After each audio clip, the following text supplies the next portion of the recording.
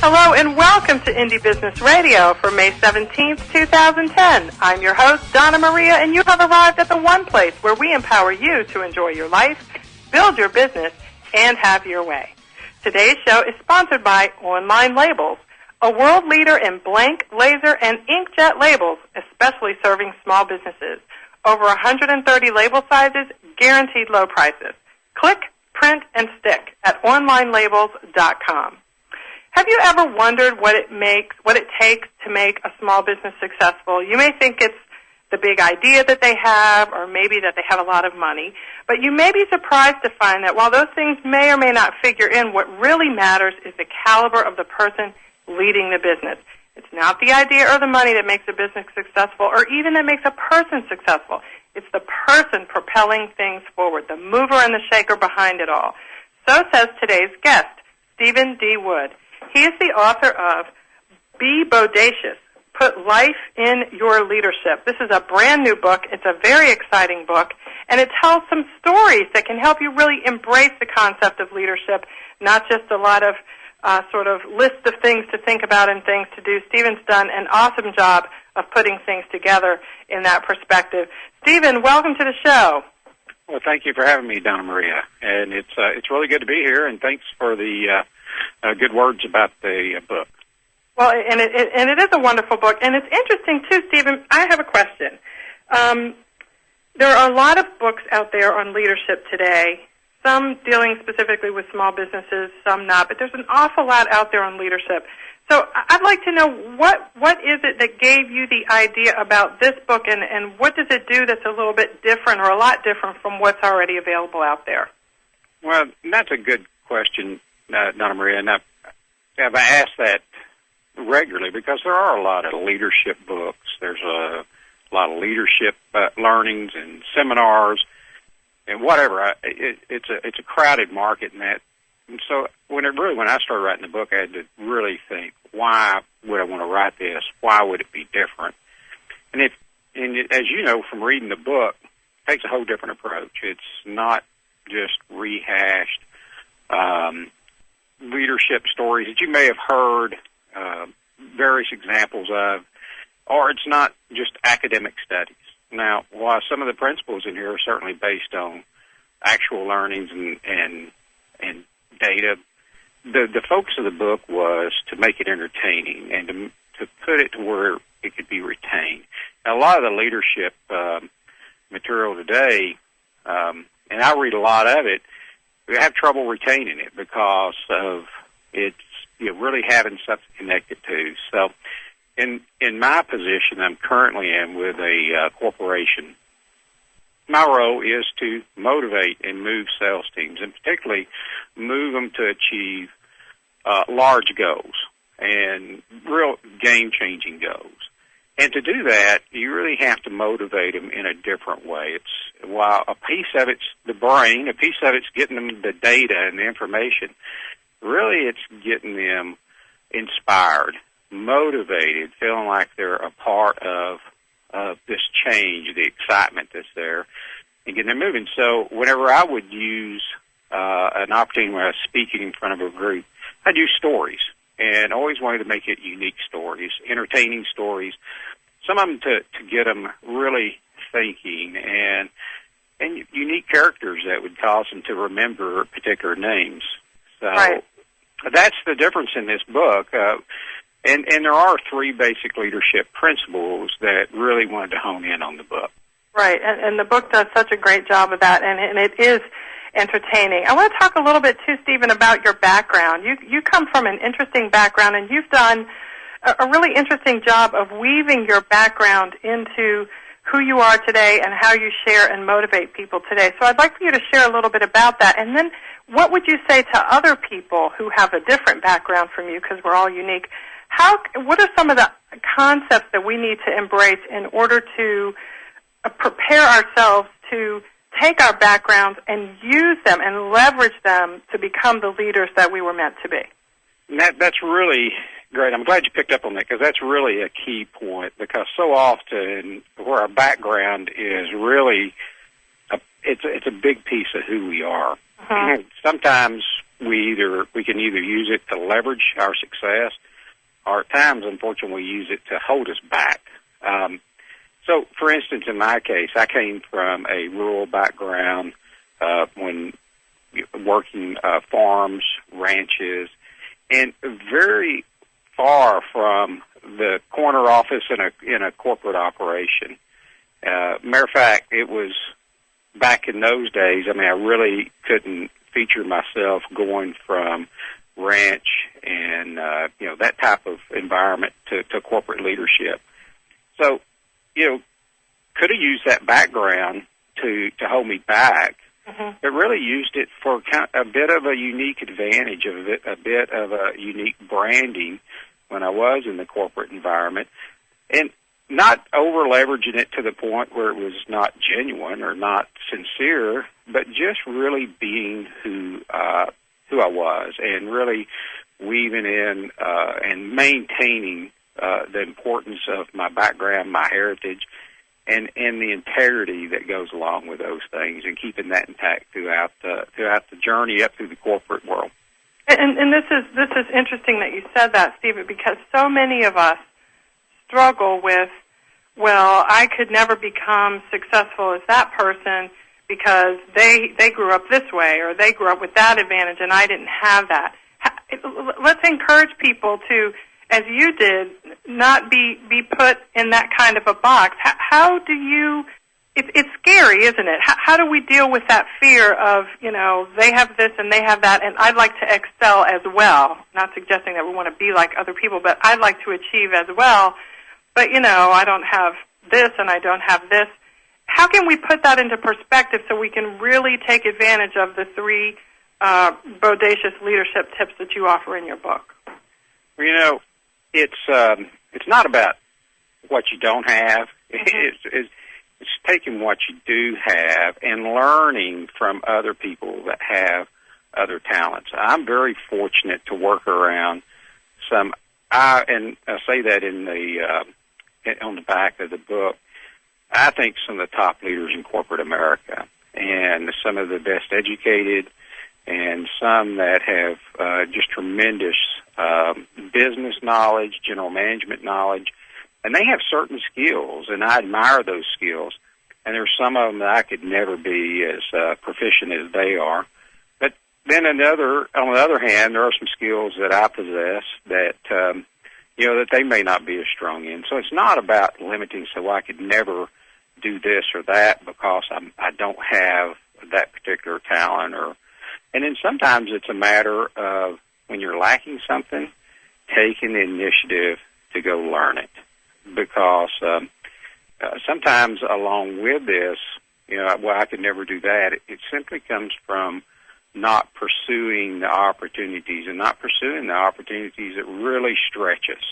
And that can be an opportunity to learn something that we've never done before, and maybe in business, maybe new products, maybe learning for some of us who were not up on it, is social media and all the world that's out there that's going on in that.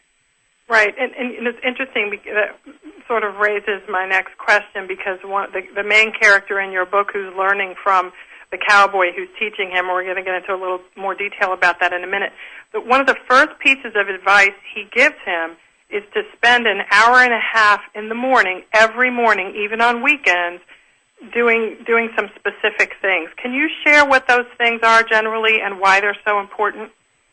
Well, this goes, and that is a piece out of the book that is obviously a part of me and shared. And not all the books about me. A lot of people read the book, particularly people that know me, and they say, well, is Cowboy you? And who's this character? Who's Josh? And I remind them that Cowboy's really not a single person. It's not an individual. It's not me. Cowboy is all these great leaders that I've had the opportunity to work with through the years, and the people that have influenced me in my life rode into this person that's teaching Josh, the young person that's wanting to be mentored. And so Cowboy is really not an individual. However, that piece is something that was passed down to me as, I think, some golden information, the importance of spending time working on yourself. And that's time in reflection. That's time. For me, it's a time when I'm not working on my business. So, for instance, in the corporate world, I do absolutely my best for that hour and a half in the morning not to spend it answering email, not to spend it planning my calendar for what I'm going to do corporately. Yet I choose that time to read books. I choose that time to listen to other speakers. I spend that time, for me, I spend it in prayer. That's important. My prayer time, it's an important time to spend there. And I also spend about half that time just walking out for a long walk, really getting connected during that time, just where it's quiet and there's no one around. And for me, it's great stress relief. I just don't start the morning with the news reports. Right. And so for me, when I do hit the office, it's not cluttered with all the negative events of the day. And I do have some self thought about where I'm headed. And, you know, what's interesting, too, about Josh, who, as you said, is the young man that Cowboy is mentoring, you know, let's talk a little bit, as we close out our session, about what he did. I mean, he took an extraordinary step to talk with Cowboy in the first place. So, you know, sort of correlate that to what we as small business owners have to do in terms of, you know, taking risks, essentially. Well, that's exactly right. And, you know, whether you're a small business owner or a large business, and one of the things that really did inspire me to begin to finish the book and publish it, I had the opportunity in the middle of 2008 as business started turning down, you know, as our economy really started showing signs of recession. In our corporation, we were showing significant revenue decline, as a lot of businesses were, large and small. So I had the opportunity, you know, because I've always had a passion for growing business, finding new business, retaining business with our customers. And so for us, it was a very bold initiative to go out and actually commit to growing our business. And I mean millions, tens of millions of dollars in a recession. Mm-hmm. And so where many of our competitors just chose to do what everybody else was doing, and that's just really pull back and believe that there were limited opportunities in the market, to not really go out and approach market opportunities with a real boldness, we did. And it paid off big for us. We were able to grow our business in excess of $80 million during a recession time. Now, for a small business, that would be a lot, but it's all in perspective.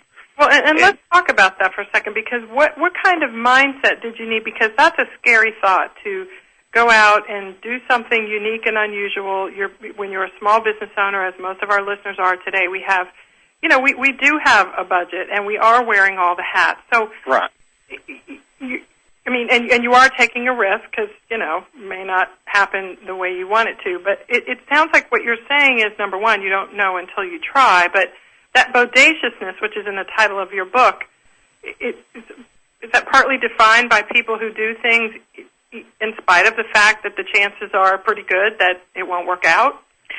Well, yes and no. I mean, it takes a certain amount of awareness that you could fail. Uh-huh. But really, I think your failure is avoided, or maybe not as likely to happen if you'll use the three principles that I certainly, and I did use these as we built this initiative to grow business during the economic recession. And it was, first of all, we had to have an extraordinary commitment to doing it. So I really believe that whatever you're going to do in business, if you really must have an extraordinary commitment to seeing the business grow, to making at times some of those investments that can be painful.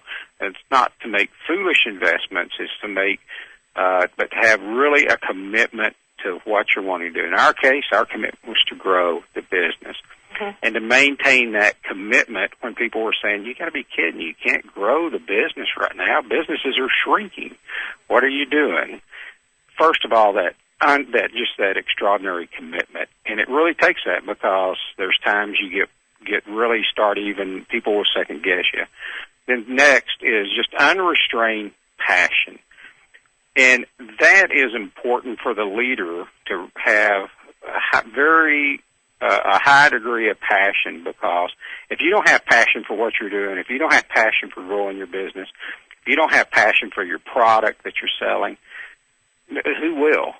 I mean, it is that excitement about what you're going to achieve and the vision that you're giving to the people, and really help keep people focused on the end destination of what can take place. So the leader definitely has to really have a lot of passion about achieving the goal and move that to the top leaders around them. And then finally, just bold action, stepping out to take action. And that at times is the scariest part. That is, at times, may mean writing the check. In my case, it may mean writing the book. I never wrote. Right. So it is. It's about taking that bold action to actually begin to realize whatever your dream or your goal is. Today we're talking with Stephen D. Wood, the author of Be Bodacious, Put Life in Your Leadership. Great tips from our guest today. When we come back from our break, we're going to pick Steve's brain a little bit more about 3 very specific characteristics that he says an effective leader has. Right here on Indie Business Radio. I'm your host, Donna Maria. We'll be right back.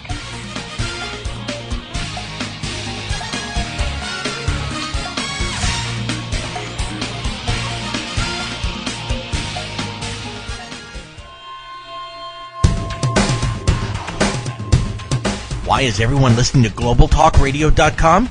Because it's the future of talk radio. Every day, more and more people are finding Internet radio as not just an alternative media, but as a replacement to traditional AM and FM broadcast stations.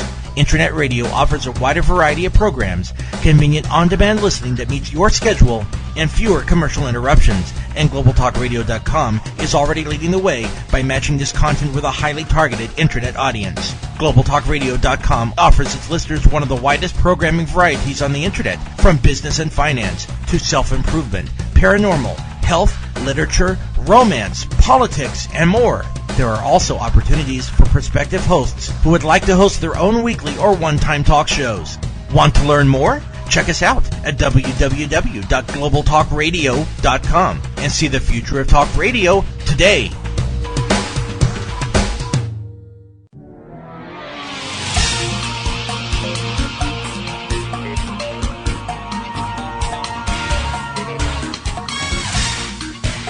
Welcome back to Indie Business Radio. We're talking today with Stephen D. Wood, the author of Be Bodacious, Put Life in Your Leadership. And this is a unique leadership book, I would say, because while there are a lot of leadership books out there that are quite good, this one actually tells some stories and gives you a little bit of things to laugh about, a little examples of real life events or lifelike events that can help you sort of put things in perspective. And Steve says that there are really 3 bodacious secrets. So, Steve, I want to cover very briefly each one of those if we can right now. Can you share what the first one is and why is it so important? Well, and right before the break, we had a chance to touch on these just briefly. And it first of all, it's an extraordinary commitment, and it's an extraordinary commitment. It may be a personal goal that you have, maybe a business goal, a business initiative, but it's very important before you launch, and this show specifically speaking to small business owners, obviously they had an extraordinary commitment to their business whenever they took the step to enter into that venture. And it really does take an extraordinary commitment, not just when things are going good, but also when things are going bad, to stay committed to the goal and to the to the dream that you had. And the second piece is an unrestrained passion for that goal or that dream, and not letting disappointments dampen that passion. To really be unrestrained in being excited and passionate about achieving the goal. And even at times when it feels like that maybe no one else is, when you kind of go through these valleys of time, whenever it may not seem like everybody's behind you, that you're passionate about the goal and, that you're wanting to achieve. And then finally, the ability to take bold action. I'm sorry? That's bold action. But I want to go back to extraordinary for a second. Yes. About taking extraordinary steps.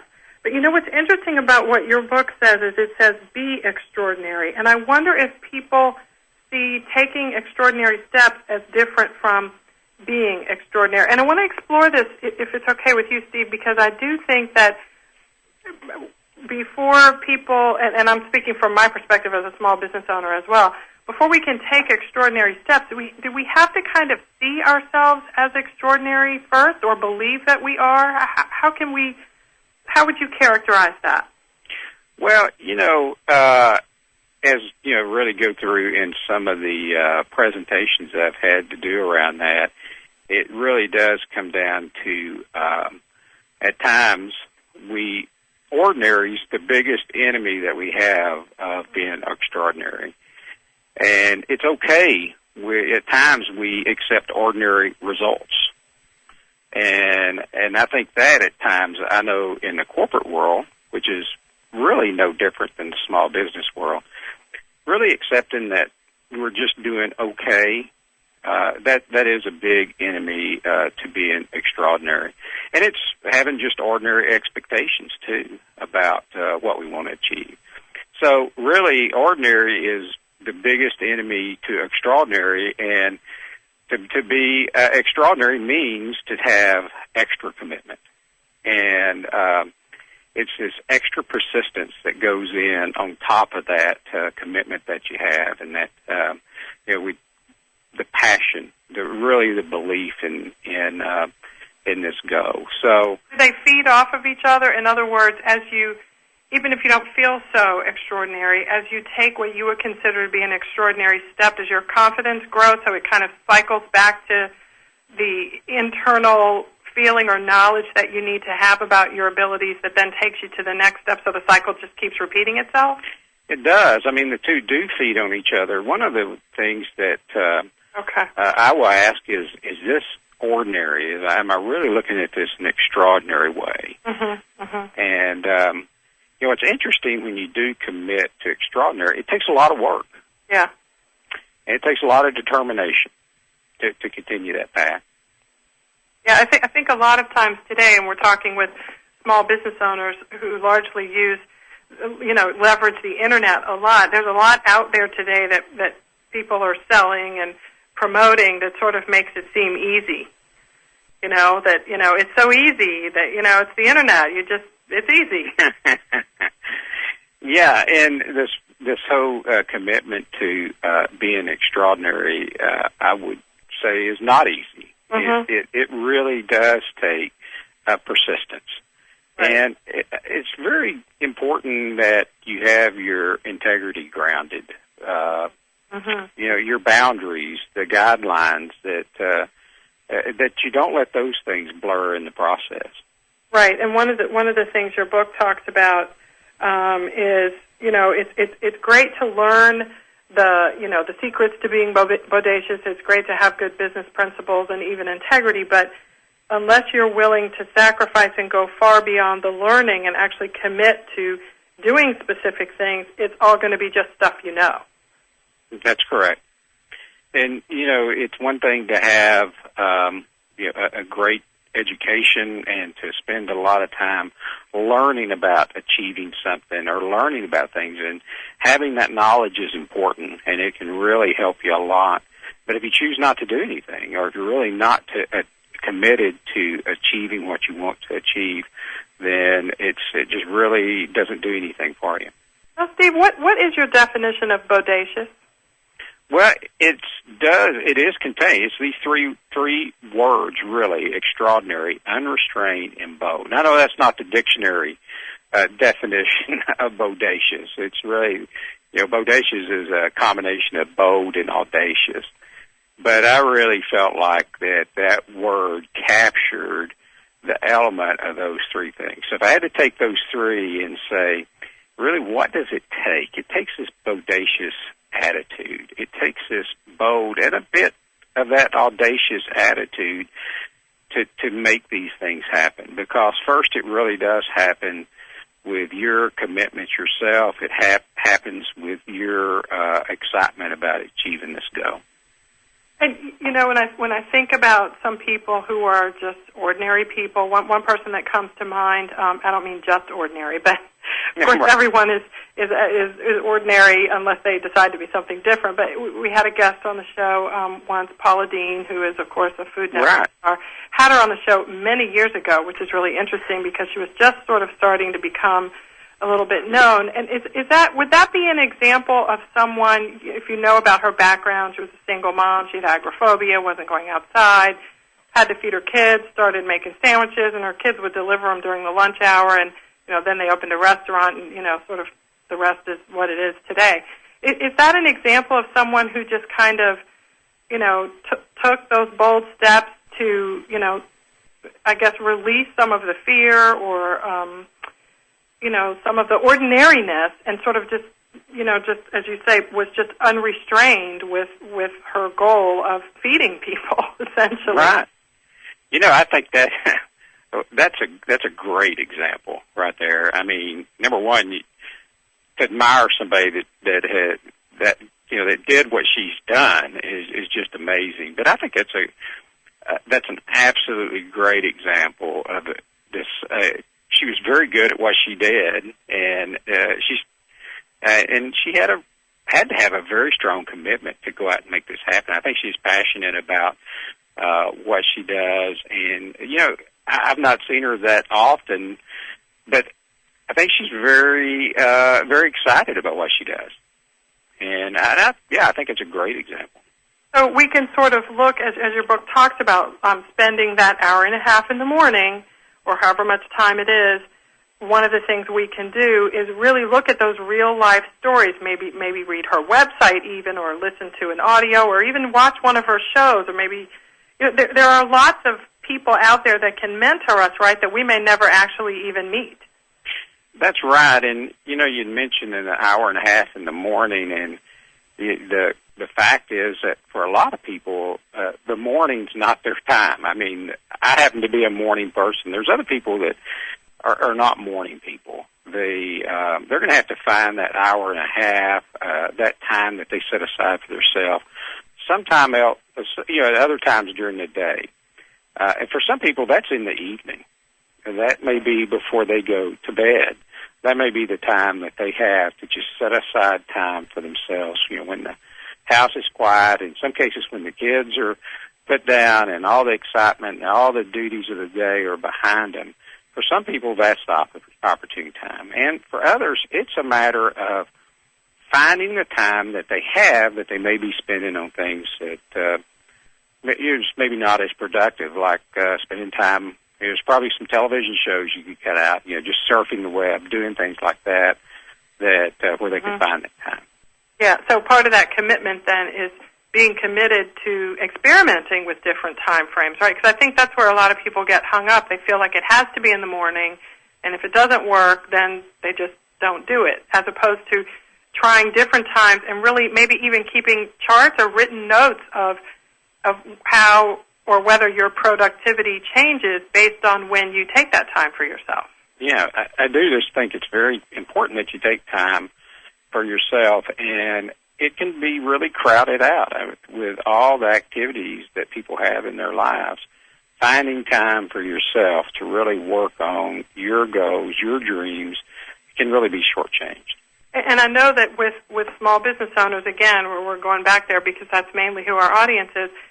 One of the things that has happened is social media, as you mentioned earlier, has become a very wonderful way to a tool that we can use to promote our businesses and share our ideas.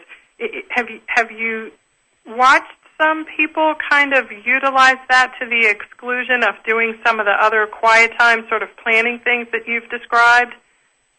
Well, it's certainly, if you're not careful, it is interesting, Facebook and the tweets. I find myself tempted to go look at those. You can get kind of sucked in, can't you? Right, you can, because it is interesting, to see who's posting what, and before you know it, you can find yourself, just engaged in the social media.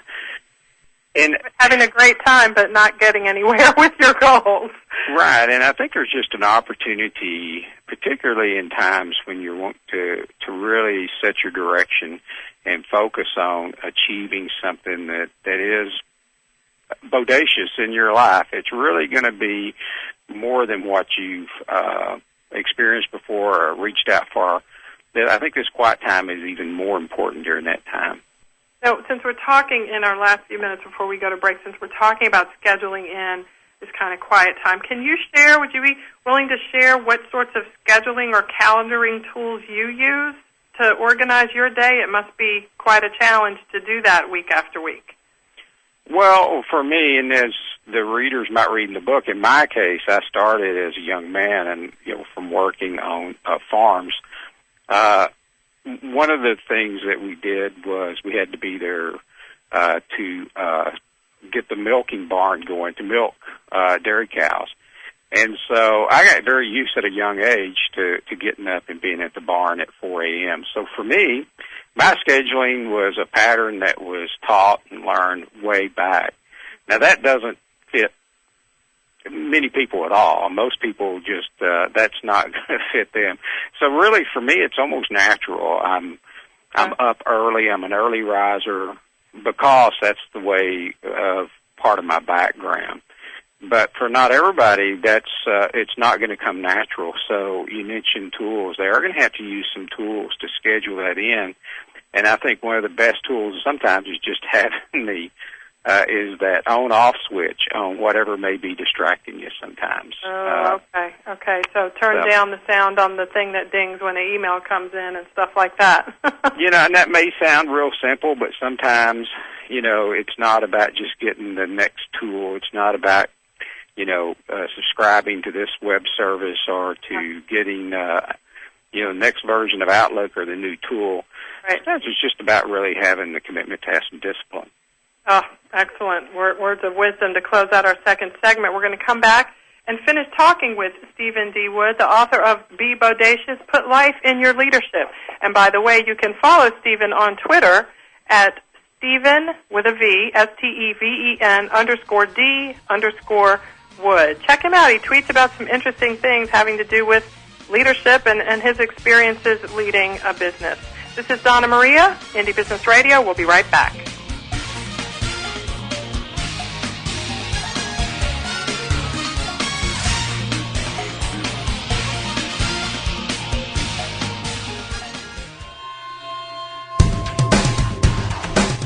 Want to stay on top of what's new in the radio industry? Sign up for a free subscription to the Future of Talk Radio, available exclusively to listeners of globaltalkradio.com, and find out what's new in the world of online radio. Listeners can find out about new shows and special guests. People with something special to offer can find out how to become a guest and how to prepare for an interview. And prospective hosts will find a valuable resource for everything from planning their new program to selecting topics and guests, recouping expenses by selling advertising, and more. Sign up today for your free subscription to the Future of Talk Radio by visiting www.globaltalkradio.com and learn about the future of talk radio today.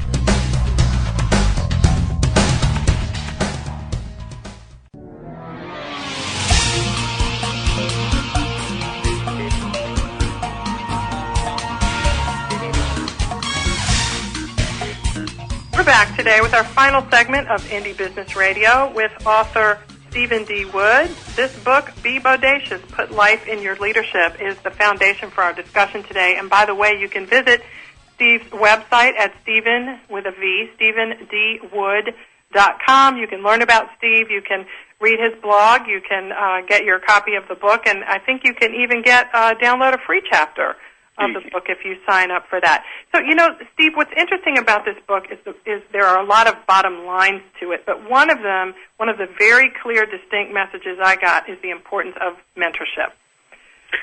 I get emails all the time from people who say, how can I find a mentor? I need a mentor. People know that they need this. They sense that they need it, usually very quickly after they start a business, but they're not quite sure what to do next. How do you get a mentor? Are they free? Do you have to pay for them? Can you luck up like Josh and have one in your work environment?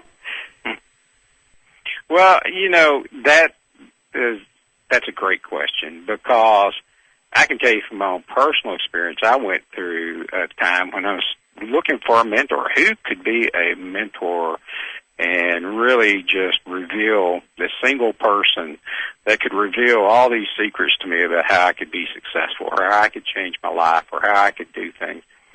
And personally, what I discovered is it really wasn't just one person.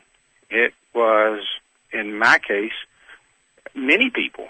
And many people that I'd had contact with through the years that have actually been actively involved with mentoring me.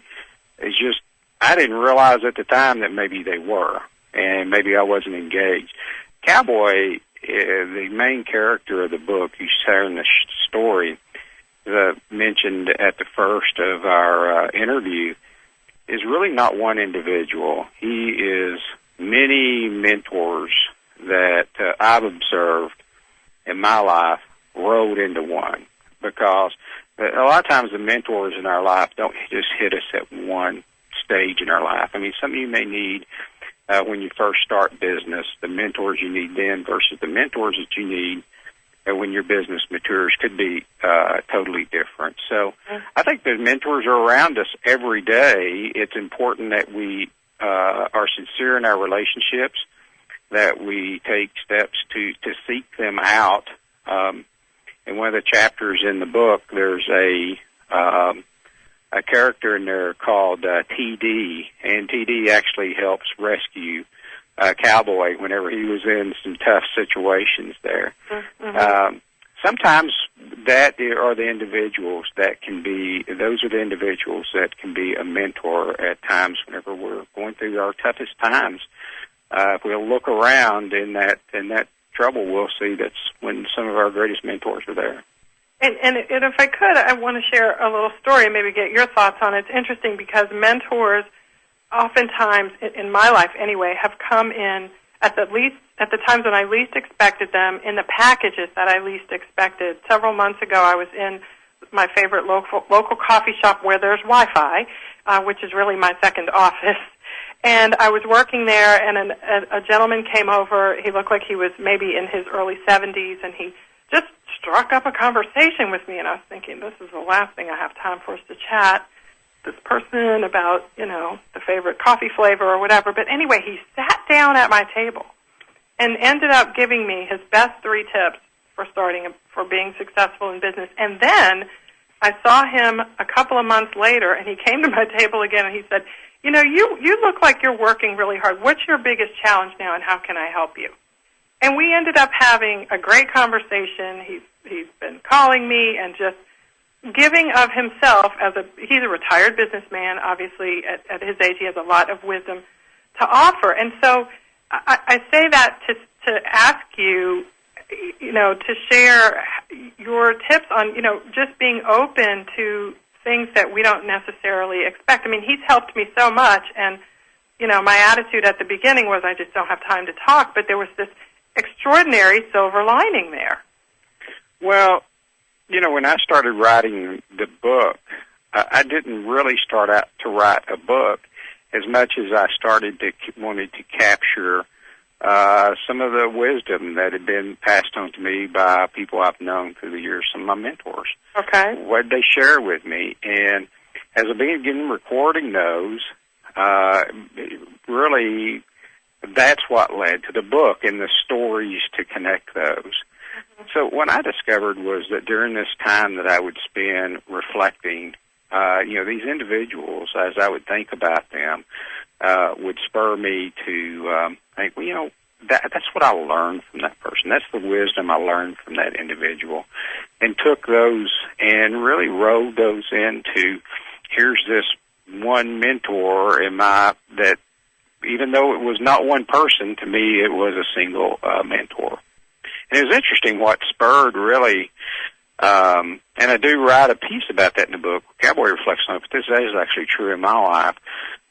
My wife went through some pretty great lengths to find a picture of me with 4 of my cowboy friends. And it was a picture taken one day when we was at the end of a work day. I don't even remember exactly when it was taken. But it was these rough-looking guys standing in a cow pen in front of a barn. And she took that picture, and when she got that for me, it was in a time whenever I was going through a lot of career change, really need to ground myself on what is my philosophy, who am I, and what am I about, and what am I going to accomplish. And when I look at that picture, I said, if you can go from this point right here where you were as a young man with these 4 rough-looking cowboys, there were some great things learned there at that time. And so then just began reflecting on all the people that had impacted my life since that point and led me up until to the current day. So that's where I found my mentor.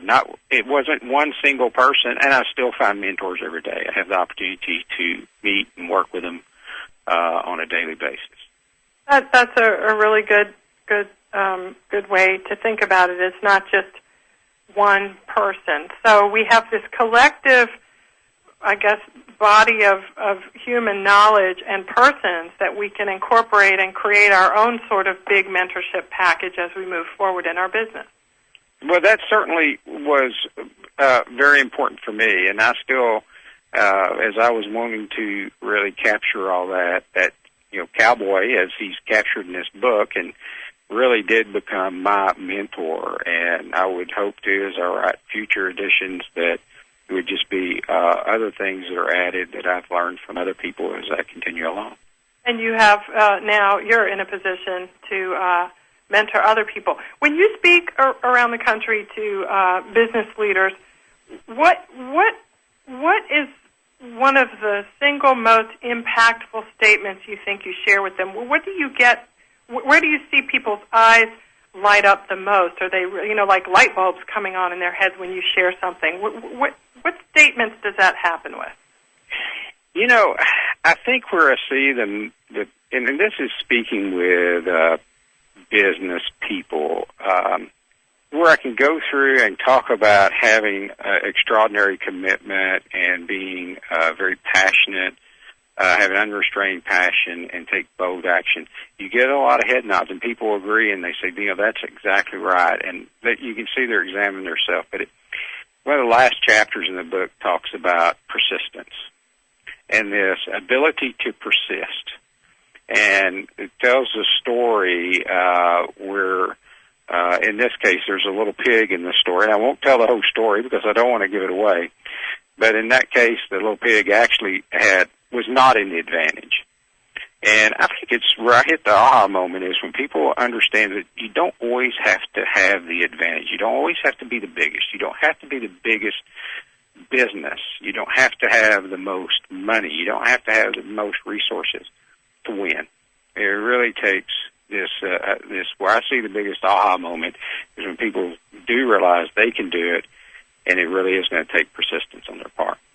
And that is certainly within everyone's reach, where millions of dollars or other sorts of things may not be. That's correct.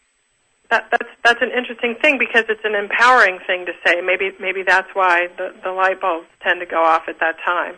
Well, I do think so. You see people where they see that, every small business, and I have the opportunity to work with, in my role, we sell our products to independent business people and what would be termed as small businesses. So through my career of over 30 years with this company, I've had the opportunity to work with many independent businesses who have started their business from scratch.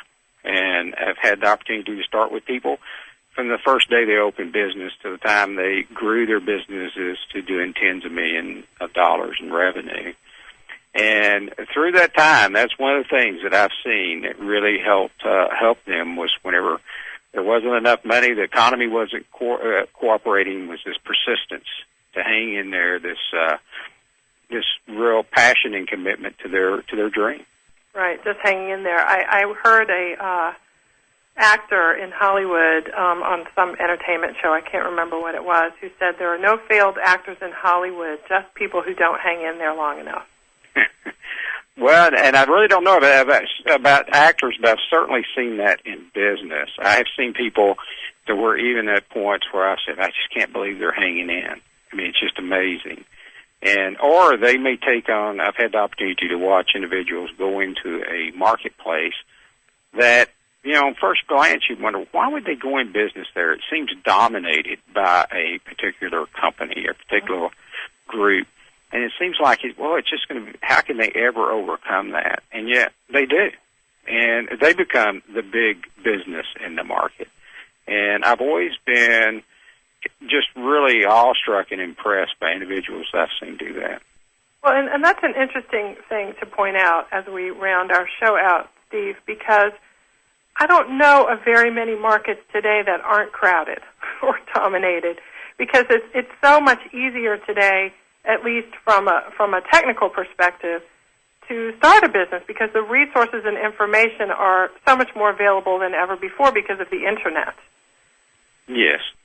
So it's almost a requirement, unless you're in a very unusual and unique industry, it's almost a requirement that you have the kind of mindset that you described, because 9 times out of 10 you are going to be going into an industry where there are a lot of other successful people already there. Right, and leadership is the difference. And when you start off in business, as I've had the chance to work with people who have, they start off with themselves. I mean, there's many times it's a small operation, maybe themselves or 2 or 3 people, and they grow it. But really, what the difference from becoming a small business to really growing is this element of leadership. I don't only see that in small business, it's very evident in large business as well. All business really does, it's going to be successful, it really comes down to leadership. Do you have the commitment to lead the team? Do you have the ability to lead the team? And particularly during tough times, and keep them focused and be able to transfer your vision and your passion for your dream to them. And one of the things that your book talks about, and this is actually a really interesting blog post at your blog right now at StephenDWood.com, you share the 8-second rule. As we close out, tell us what that is and how we can incorporate it into our journey as successful business leaders. Well, in my very brief time of riding rodeo bulls, and mine was very, very brief because I was not good at that, and that is a piece of the book that is based on life situations. But in bull riding, you actually pay to get on the bull. Number one, that amazed me that someone had to pay to get on. I always thought they paid them to get on the bull and ride. And the second thing is, you must ride 8 seconds. If you buck off in 7 seconds, you get no score. So a 7-second ride is you come up with nothing. Real cowboys, and you lose money. And you lose your money. And even the worst is, in some cases, they may draw a really bad bull and they choose not to get on. That was the whole theme of Bodacious in that story, and inspired a bit of it, because there was a rodeo bull. It was the greatest rodeo bull. It was in the Rodeo Hall of Fame, and the bull's name's Bodacious. And Bodacious was such a feared bull that some riders would opt not to ride the bull, even when they had him on a draw. And even though they'd invested their money, they would choose not to pursue that opportunity. And that kind of gave birth in one of my original talks about pursuing your bodacious opportunities. And many times those are the ones that are going to just absolutely scare you to death, and they seem greater than you are, but there's absolutely no score in the ride that you don't make or the ride that you don't complete. No score in the ride you don't complete. A great way to end our show today with Stephen D. Wood, author of Be Bodacious, Put Life in Your Leadership. Check out his website and get his book at StephenDWood.com and follow him on Twitter, Stephen_D_Wood as well. Stephen, great to have you on the show today. I'm very excited. We are at a hard break now. Wonderful to connect with you. Thanks for joining, everyone. I'll see you next week right here for another edition of IndieBusinessRadio.com. In the meantime, enjoy your life, build your business, and have your way.